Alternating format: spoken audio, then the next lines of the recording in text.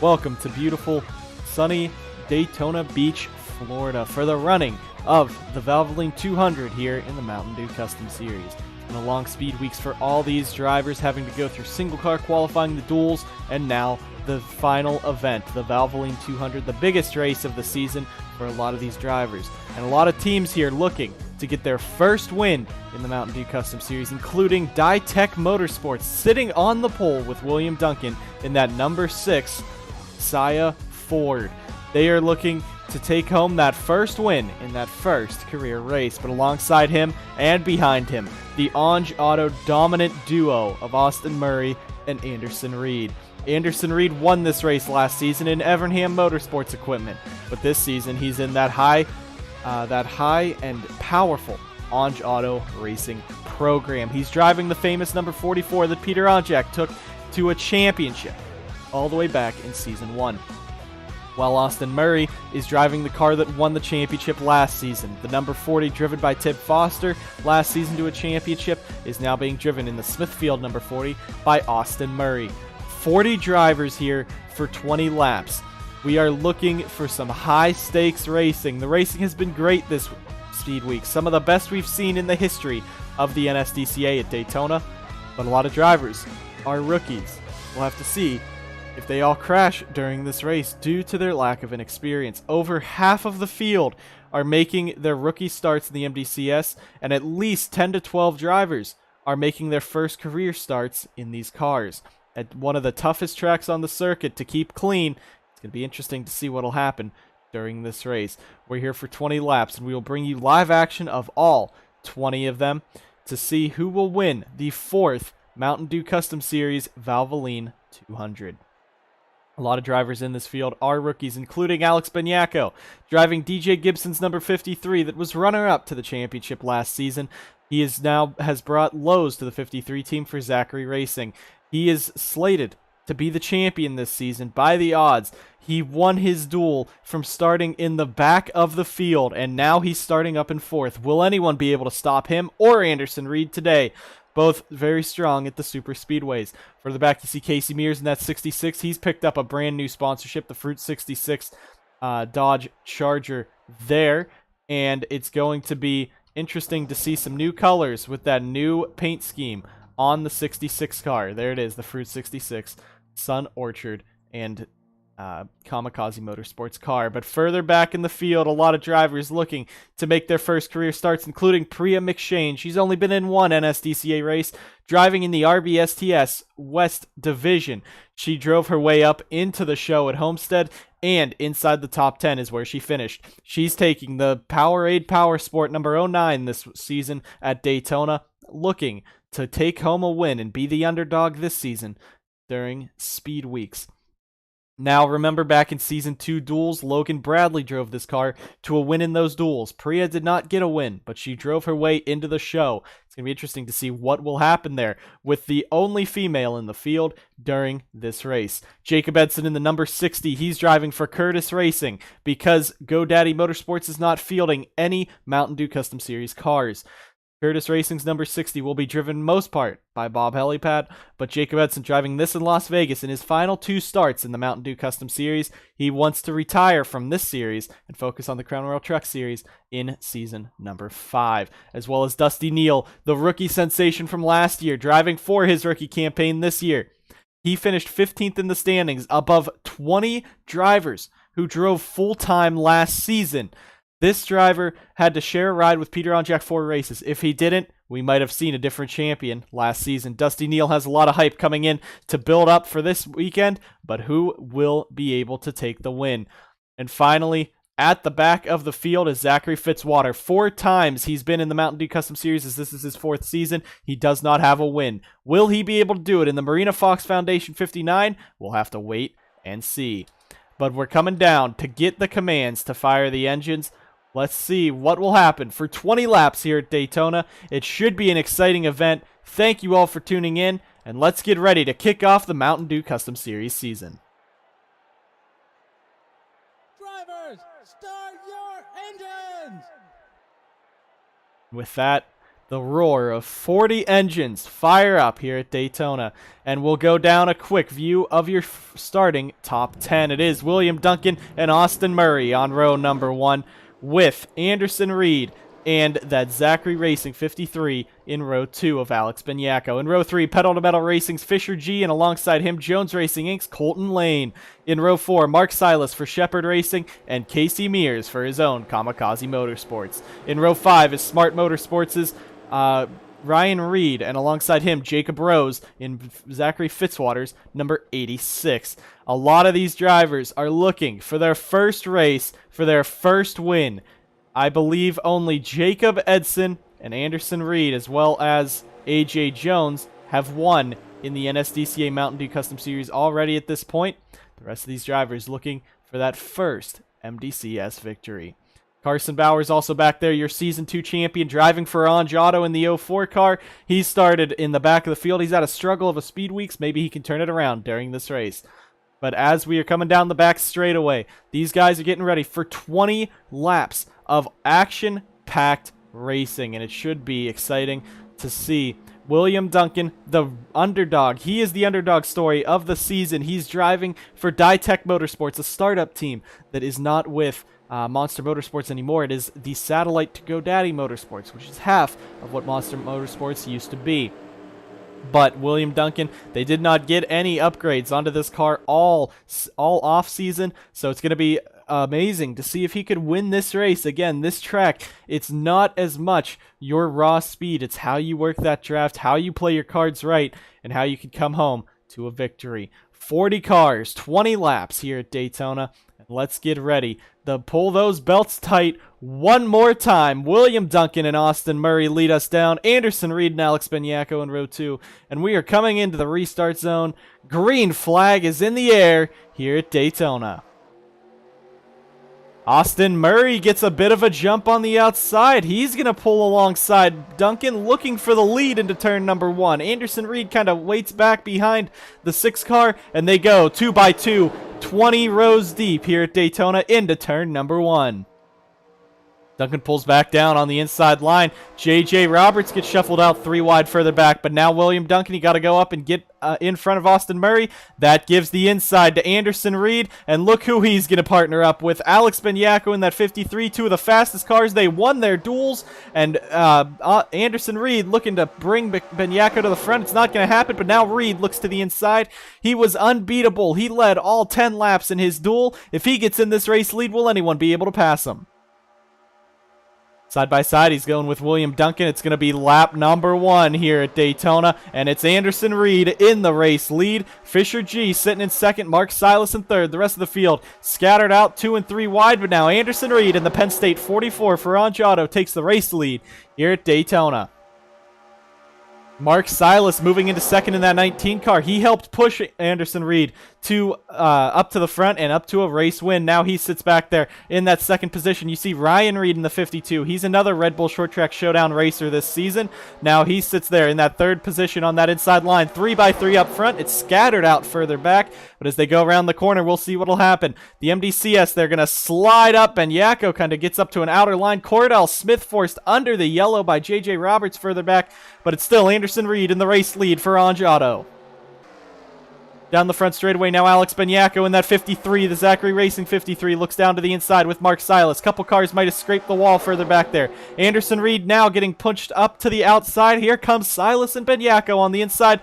Cars already starting to spread out further back. I think there's been some accidents or some scrapes against the wall, but you see the field already splitting up into about 2 packs. That second pack has been slowed up through the tri-oval, and now Mark Silas on the inside of Anderson Reed. Alex Benyako going to push him. You see Alex Benyako, he is the owner of Ditech Motorsports, and his driver, William Duncan, drops to the back. Now as they come off of the corner, Anderson Reed using the outside line momentum like he did so much. Mark Silas stacking up the inside, coming around to lead lap number 3, and it is Anderson Reed in the 44. Down the front straightaway again, a lot of cars starting to spread out. It looks like it's heavy up front. It's kind of spread out during the mid-pack, and in the back, it's a big pack of cars. There's Larry Hagan in the 47. Smart Motorsports' Eric Monaco in the 02. AJ Jones in the Veterans Oil 81. He's driving his one Mountain Dew Custom Series race this season. Possibly more. There's Priya McShane. She's dropped to the back. So it looks like that 09 team still does not have the power underneath it. But let's talk about DJ Curtis and Chandler Maurice. These two are taking some of the most famous drivers in the series' old cars. This was Blake Maurice, Chandler's older brother. This was his car in season number 2. DJ Curtis taking over Diego Yepes's and Marcos Yepes's dominant performances in this 77. He's starting in the back. Again, Monster Motorsports split up, but they still are technically a team. Diego Yepes Incorporated now owns the 77. Anything with Monster branding is Diego Yepes Incorporated. But both of these guys, they had to race their way in, and they did not make their way in on by driving through the race. They made it in through their qualifying times, or their owner's points, actually. They have had the worst, these three actually right here, Chandler Maurice, DJ Curtis, and the 91 of Derek Bouchard have had the worst speed weeks. They had to make it in on owner's points alone, so they are really struggling. There's Zachary Fitzwater making it up the middle. Now they are 2x2 up front. Jesse Turner for GoDaddy Motorsports, or no, for Ditech Motorsports. He's up there in the second position. Anderson Reed using the dominant outside line now. He's still in the race lead here at Daytona. Jesse Turner still looking to the inside. This has been a battle up front. Look further back, Matt Sladek. He drives for New Shade Industries in the Red Bull Short Track Showdown, but with Ethan Head being injured and Luke Rainey being in the 67 for the first 3 races of the season, Matt Sladek was called in to drive at Daytona in a deal between New Shade Industries and Burkhart Maurice Motorsports due to New Shade being their satellite team. The 00 is now given a run with young Matt Sladek. He is up here in the 3rd position, running very well. Cordell Smith, Fisher G makes some contact off of the corner. Now Jesse Turner looking to the inside. The field starting to spread out a bit more as they go across the line. There's the flyby across the line. A couple cars in that middle pack just kind of spread out as these guys cannot really keep it off of the wall. Now Jesse Turner in the 43. Can he take the race lead away from Anderson Reed for the first time all season long? And Anderson Reed will get past. That is the first time in his duels in a race that Anderson Reed has been passed for the lead. Now, here comes Jake Galloway, the new star for Texas Star Racing. He is down there in that 2nd position, the Cobalt 48, looking for the race lead as he moves around Matt Sladek. The cars, of course, they kind of wash up off the corner. Stephen Wallace Jr., Fisher G, making contact all the way under the double yellow line they go. But now Jesse Turner, your new race leader in the 43 car. 8 laps through. This race is going by quickly because these guys have, with the new repave on this track, you see the asphalt a bit smoother. These guys can run the outside line. They've put some extra grip on that outside line so they can use it coming off of the corner, and the bottom is a bit more slick than it used to be. There's Jake Galloway moving into 3rd. Matt Sladek it's 2nd, but now Jake Galloway dives to the inside. Look at that line of cars on the inside line, stretching all the way back through the back stretch. Cordell Smith for Impala Racing. Last season, Impala won the pole with Alex Tanker. Now Cordell Smith, he drives for Pedal to Metal Racing in the Red Bull Short Track Showdown. He had a mediocre performance at Homestead, but he was still up in the top half. Right now, he is up into the top 10 with Pedal to Metal Racing's Fisher G pushing him. But now the battle is for the race lead. Jake Galloway in the 48 making the move on Jesse Turner. And Jake Galloway takes the race lead. There's one car off the back of the pack. That is Priya McShane in the 09 car. That's going to be a heartbreak if she cannot catch back up to the pack, but still, that underfunded team, she was able to get it into the show, which was great. There's DJ Curtis. Alex Peters, he had the 2nd fastest time, tied for the 2nd fastest time. His engine blew up on the 2nd lap of his open qualifying session, and he does not have owner's points. There's a crash! Stephen Wallace Jr. onto the apron. They're going to come right back up into traffic. Carson Bowers sliding through the pack into Zachary Fitzwater, and they're spinning down the front straightaway here at Daytona. Big crash. Sam Oskins upside down. Priya McShane's in it. Larry Hagan as well. Cars are flying everywhere. They're going to race back to the line. There's Mike Cook, Logan Bradley, Sam Oskin, Jacob Rose, I'm sorry. Jake Galloway's in the race lead as they rush down the back straightaway, but a big crash on the front straightaway.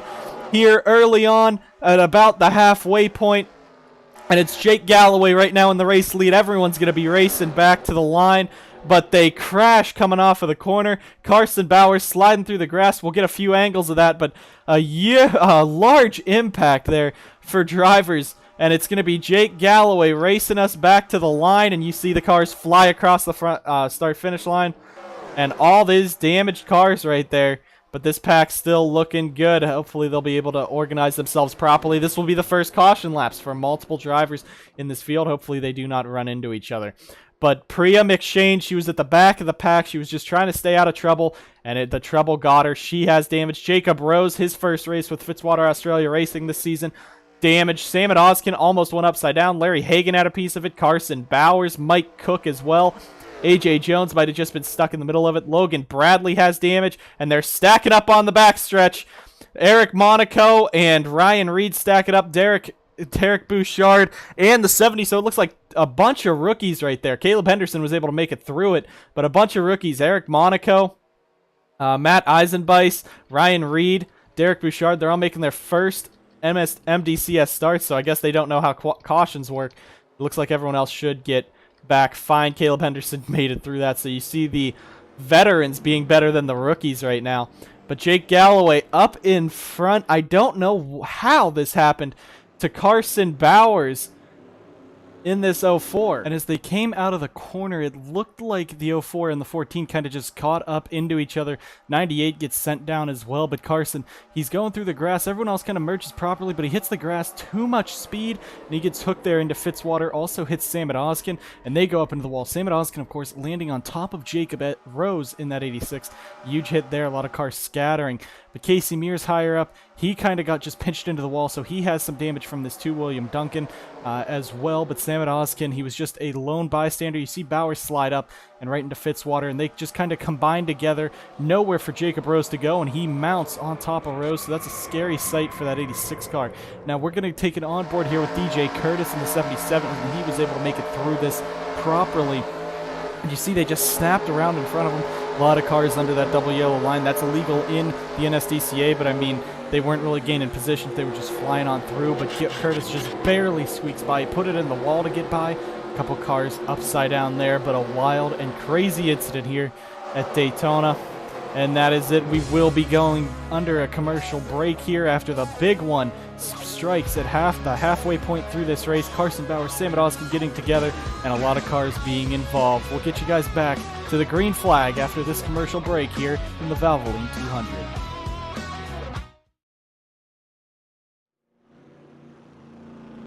Back live here at the Daytona International Speedway for the running of the Valvoline 200. And the lights on the pace car have gone out last time by, so we now will have 6 laps to go in this race, with Jake Galloway in the race lead, Alex Beniaco in second, in third Fisher G, fourth Jesse Turner, and fifth Cordell Smith. Sixth is last year's champion of this race, Anderson Reed. Seventh Colton Lane.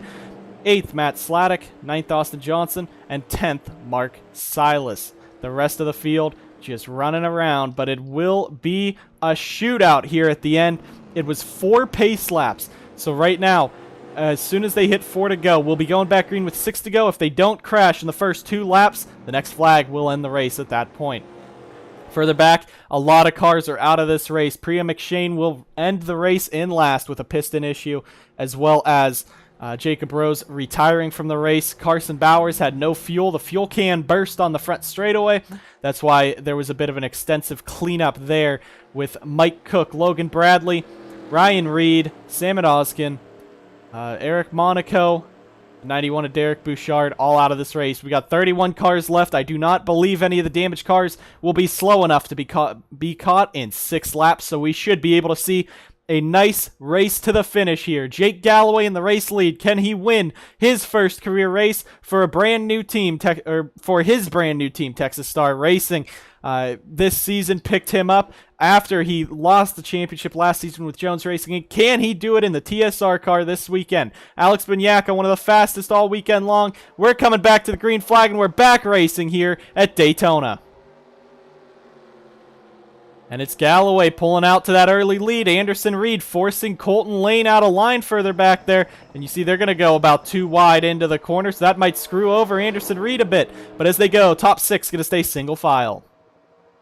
There's Matt Sladek. Again, OnjAuto versus NSI has been the thing in the offseason, and there's Matt Sladek not giving Peter Onjek's Anderson Reed any room, but Reed might be able to come back with the draft on the outside for sure. Alex Beniaco looks to the inside. He's going to have Jesse Turner, his own driver, Jesse Turner, down on the inside, and that's going to be some teamwork right there. The rest of the pack kind of getting spread out further back. Anderson Reed on the outside line further back in that second pack, but it's Alex Beniaco in the 53 pulling off ahead right now. And the rest of the field kind of spread out. Austin Murray has fallen back. But across the line it is. Alex Beniaco leading that lap. Jake Galloway fights back on the outside line with Fisher G. Cordell Smith. Now Anderson Reed is back in the battle.